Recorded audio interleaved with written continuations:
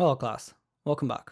So now that we're showing some data about the post, let's fetch the post comments and show them here on the same page, and also show a form where a user can post a new comment. So I'm going to start with, let's go back to VS Code. Let's open our posts.ts routes file. And here I'm going to add another handler specific to fetching comments. Now I put it in its own handler when you can add it to the get single post handler, but it's better to separate it into its own because you can do whatever you want. You can give it more customizability, like sorting by different keys, and also you can do pagination. Anything that you want to extend the functionality with, it's better to separate it into its own route. So I'm going to scroll down here, and right under this comment on post, I'm going to create a new one.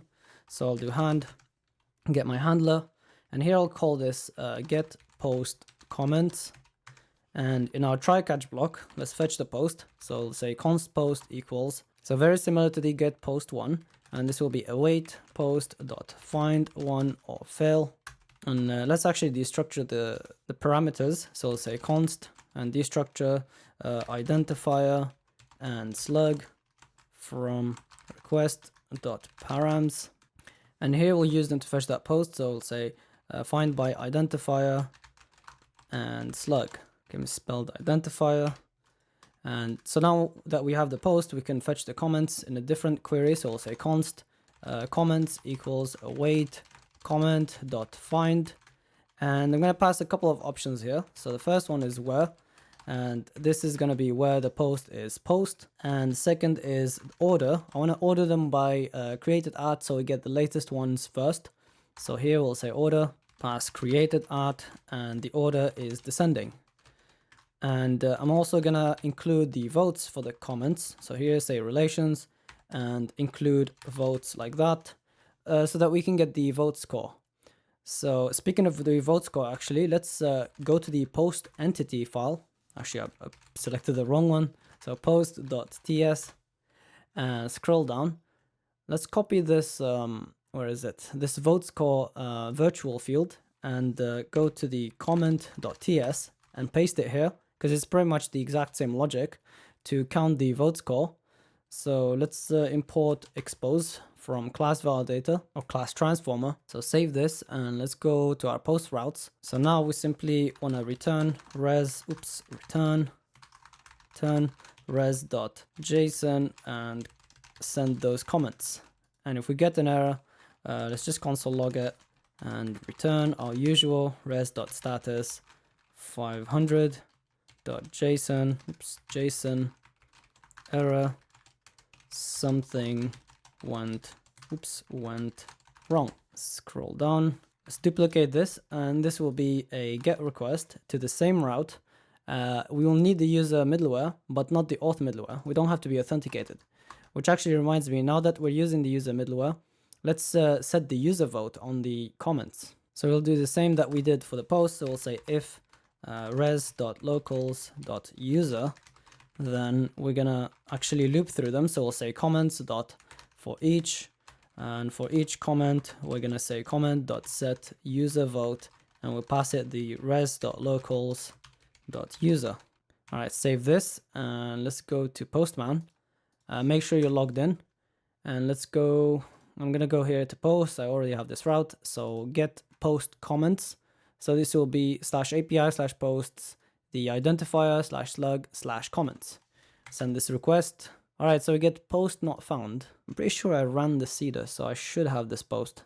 So let me read the posts.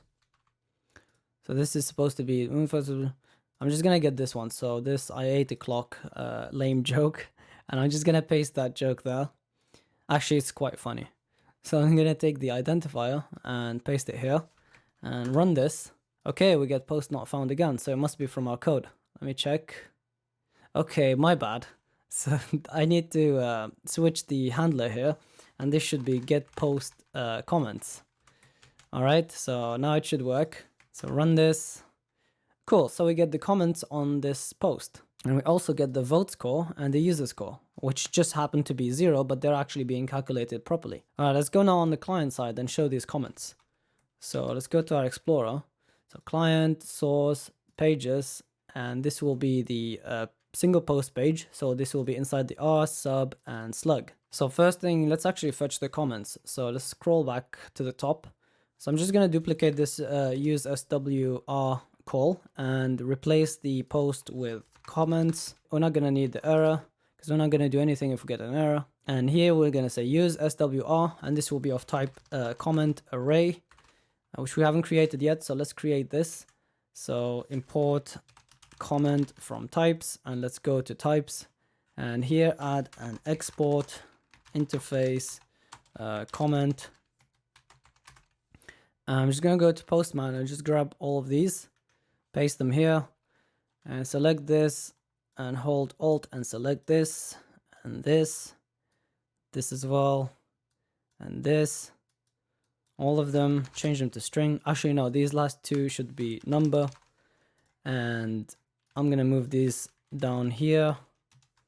And maybe move these two as well. They're virtuals. Oops, what did I click? So move these. And here say virtuals and save. All right, so now we have the comment type. So this request will be to /post /identifier /slug /comments. Now we can display these comments. So scroll down and scroll. Actually, where would it go? Actually, it will be outside of this flex div. So let's wrap everything in a fragment. So do this, like opening and closing tag, and here as well. So here we're going to loop through the comments. So open an expression and say comments, and do question mark in case it's null, dot map. And for each comment, we're going to return something. So here we're going to have a div of class of flex, and let's give it a key of comment.identifier.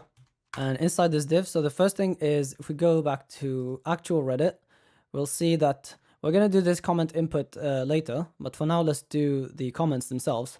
So for each comment we get this vote section, which is identical to the vote section for the post. So we can just copy this from the post.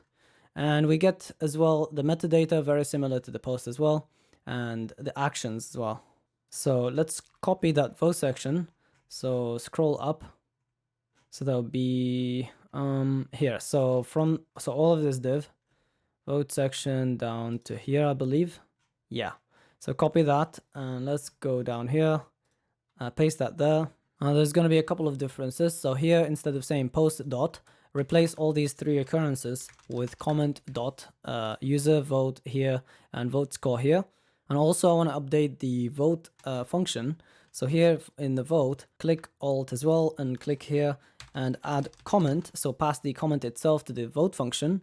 And now I'm going to update the how the vote function works. So scroll back up. So here in the vote function, it could take as well a comment. So do that, give it question mark because it's optional. And this will be of type comment. So what we're going to do here, we're going to check if we had a comment supplied, then we need to send this vote towards that comment itself. Otherwise, we send it towards the post itself. So this is the same. If we're not logged in, we go to the login page. But here, where we check for the value, we need to check for both when it's a comment and when it's a post. So I'm going to add here, if not comment and value equals post.userVote. That means if not comment, that means we're voting on the post. So we need to check the user vote of the post. Otherwise, so else if, actually this can be just an or statement here. So I'm just going to wrap these in parentheses here and then say or, and now have another condition. And this condition will be if comment is truthy and comment dot user vote equals value, then in both cases we set the value to 0. And now we come down here where we send the request. We're just going to add comment identifier, and this will be comment question mark dot identifier. And this is okay to do this because if the comment is null or undefined, this whole thing will not be sent because this value will be undefined, which will remove this from the object. So this will work perfectly fine. So now let's save and let's make sure there's no errors. Cool. So let's take a look at this. All right. So we get a comment, but we don't get the body of the comment. Before we interact with it, let me add the rest of this. So after this vote section, under this div here, let's add a div with a class of padding 2. And inside of it, we're going to have, first thing is going to be a paragraph of a class margin bottom 1, text, excess, and leading none. Tab this over, and this will have a link to the profile of the user. So here, say link, and this will have href, and let's do an expression /u / curly brace comment.username. Of course, we will create this user page in the future. And here, let's close that. And inside, we'll have an anchor tag, actually with a couple of classes. Say margin right 1 and font -bold and hover underline. Close that. And inside the anchor tag, we're just going to have the username of the person that commented. So say comment.username. And next to this link, we're going to have the vote count. So we're going to have split it in a span. So we stay in the same line. So let's give this a text, dot text gray 600, tab that over. Actually, let's do an expression, do backticks, and here we'll say, I'm doing lines between them so to give them space. So we'll say $ curly brace, do comment.vote score. So this will be the number of votes, and next to it is going to say points. Let's go to the postcard and copy that dot symbol. So that should be, yeah, here before the posted by. So this dot, let's copy that. Let's go back to our slug page and paste this here. And after it, we're going to format the date. So we'll say $ curly brace day.js, and we'll pass it the comment.created at import day.js. Oh, I misspelled it. That's why I wasn't suggesting it. So the format will be, actually, no, we don't format it. We're going to say .from now. But we need to get this plugin. But I'm just going to copy those lines from postcard. So let's go to postcard here at the top, get that relative time, and scroll back up here in the slug page. Oh, I actually had day.js already, my bad. Oh, I had the plugin too. Never mind, I guess just use day.js as it is. So day.js from now, that should work just fine. And underneath this paragraph, we're going to have the post itself, or the comment rather, the comment body. So let's do a paragraph and say comment.body. All right, save this and let's take a look. All right, that looks cool, but I feel like the styling is a bit whack. Styling is a bit off. So if we click, let's give it maybe less padding on the top and bottom for the vote section. And also maybe let's get rid of this. Yeah, let's get rid of this padding left, because it gives it this look where this vote section kind of is not centered there. So I'm just going to go back. Yeah, so here, this padding 2, let's just give padding on the top and bottom of 2, so py2 and pr2. So to give it on the right so that the left doesn't get padding. And for the vote section, here let's give it a py2 instead. And also one thing I noticed is that if you, for example, if you select this text and you, for example, if this comment was really long, so I'm just going to paste this a couple of more times, you see that this section shrinks. So what we can do to prevent this is we can give it a flex shrink of 0, which we already have a class for. So if I go, so if I select, where is the vote section? Yeah, this one, and I give it a class of flex shrink 0. Now it doesn't shrink if the section here grows. So we need to give this class right here. So flex shrink 0, and we also, 0. And we also need to give it to the other vote section. So scroll back up.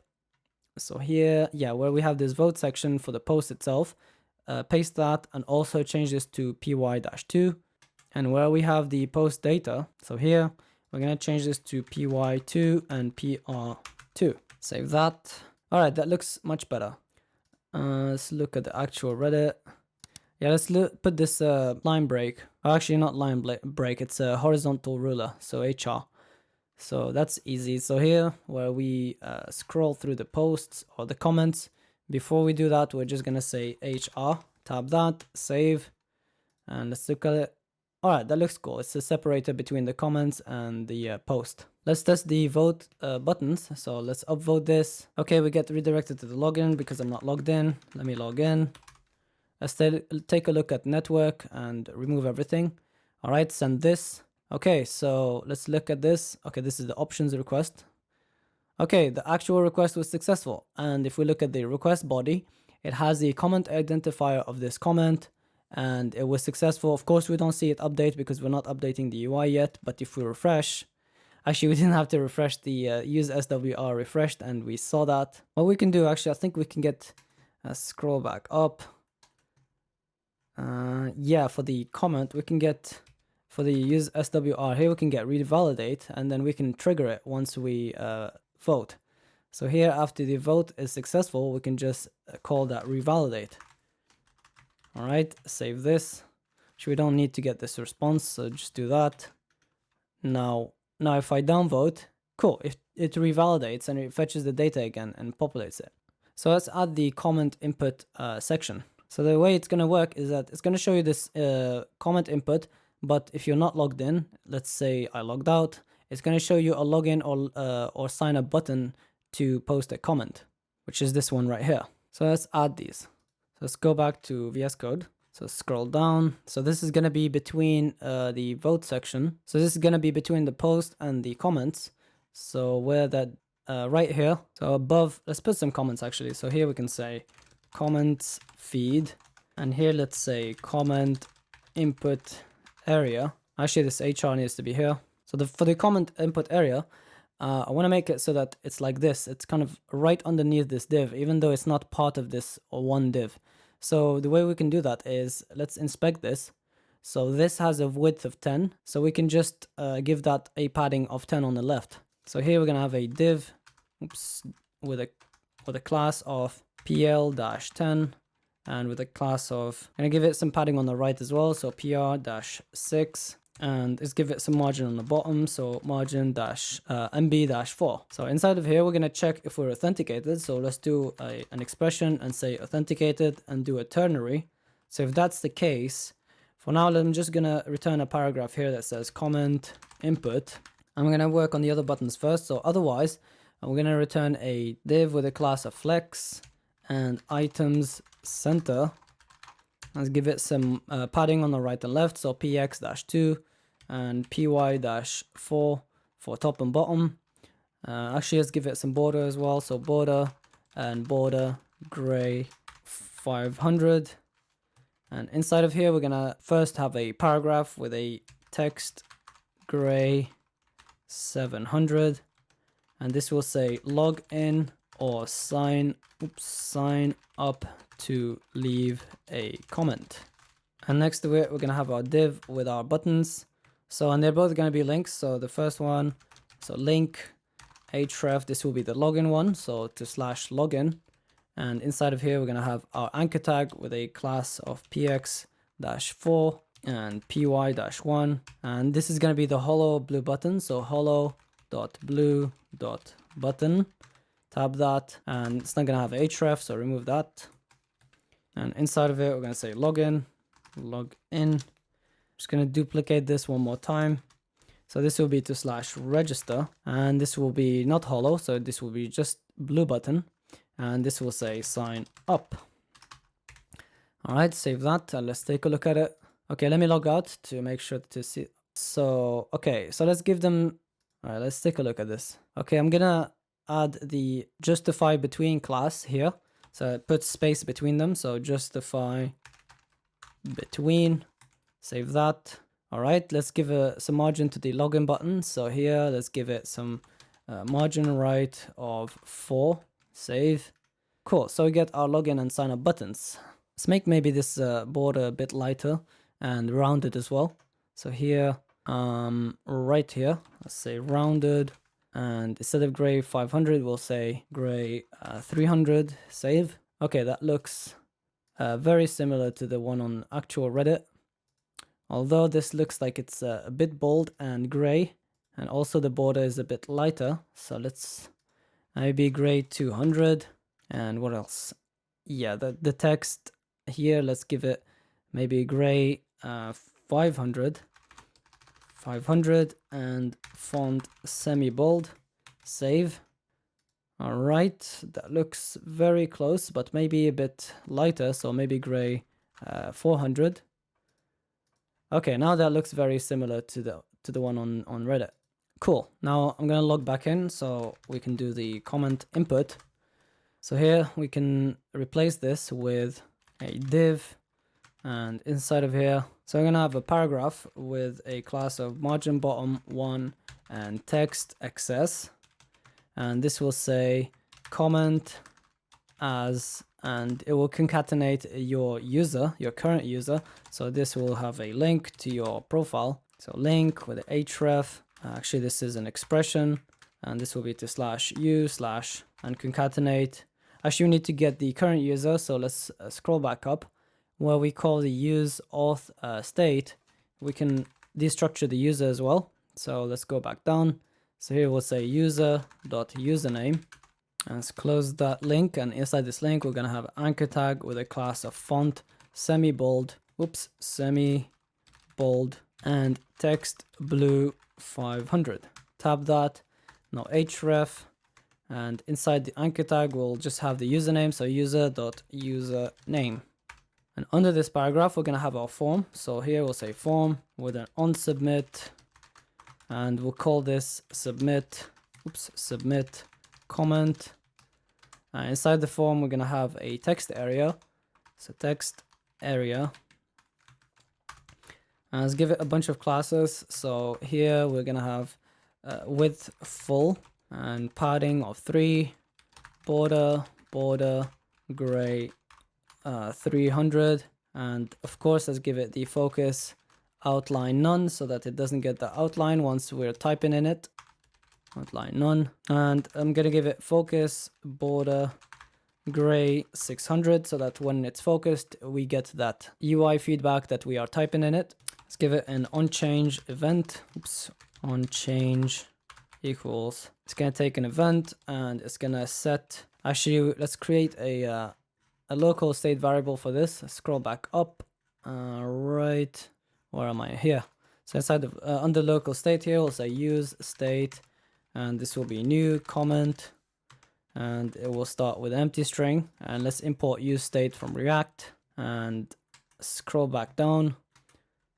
So where am I here? So set new comment, and we'll set new comment to event.target.value. And in React for text area you give it a value prop, and the value will be new comment. So close that, do a closing tag for the text area, and under it we're going to put the button to submit it. So this will be inside of a flex div with a class of justify end, so it floats to the right, and inside of it we're going to have a button with a class name of px-3 py-1.blue.button, and this will say comment. Let's create this submit comment event handler. So scroll back up right here. Let's say const submit comment equals async, and this will take an event of type form form event, and it's gonna do arrow function. First thing is, let's say event.prevent default. What is that? Prevent default. Oh, there's an emit thing for that. So first thing we're going to do some simple validation. We'll say if new comment dot trim is empty equals an empty string, then we're just going to return and not send this comment. Otherwise, we're going to do our try catch block. So here we're going to await axios dot post, and we're going to post to /posts/ and then concatenate the post dot identifier / and concatenate the post.slug/comments. And the body of the request will have a body value, and the body value will be the new comment. If we get an error, let's just console log it and save. Let's test this out. All right, so we get our comment input. Let's actually make it rounded. Will that actually work? So let's go right here. Where are we? Actually, I'm just gonna search for text area, and here let's add the class rounded. Save. All right, that makes it rounded. Okay, let's look at network. I'm gonna remove everything, and if I click comment, it shouldn't send anything. If I also put some spaces, it shouldn't send anything because it's empty. Actually, let's make it so that this button is disabled when the form, or when the text area is empty. So let's go to Tailwind. our tailwind.css file. So here, actually, someone in the comment section made me aware that with Tailwind 2.0, you don't have to do pseudo classes like this. You can actually just include it here. So that's cool. I'm just gonna copy this up here and just append hover colon to both of them. So append hover colon to this as well, and it will work exactly the same. So I'm gonna remove this, and you can also add disabled with Tailwind 2.0. So when it's disabled, I want it to have a background of blue 300, and also, so let's do disabled again, disabled, and let's have border blue 300 as well. But this by default will not work because we need to go to our Tailwind config. So go to tailwind.config.js and tell it that we want the state variant disabled to work with our background color and border color. You need to enable it specifically, and you enable it inside of this variants extend, and here we'll extend and we'll say background color. So we're going to specify that the background color plugin can have also these states or these state variants. So we'll have the disabled here, and you can add other states if you need them, but we only need disabled for now. I'm going to duplicate this and add border color. All right, save this, and now let's take a look at it. Actually, it's not going to change because we're not setting it to disabled. So let's go to our slug.tsx, and here where we have our button, we can give it the prop disabled, and this will have a condition of if new comment dot trim equals an empty string, then it's going to be disabled. So save this, and now if I refresh, all right, cool. So now the button is disabled, and it's changed the styling, and if I type something, it's going to be enabled, I guess, not disabled anymore. So that's cool. So let's test this out. So I'm going to say, what do I say? I ate a clock yesterday, so it's John as well. So I'm just going to say jokes I didn't. All right. Okay, enter doesn't work because this is a text area. So let's click comment. Okay, so we get a comments request, and wait, is this a post? Yes, it's a post. Yeah, okay, so that's our comment, and this was successful. So if we refresh, there we go, we get our comment. I didn't refresh, actually the used SWR revalidated the data. Cool, so the comments are being sent properly.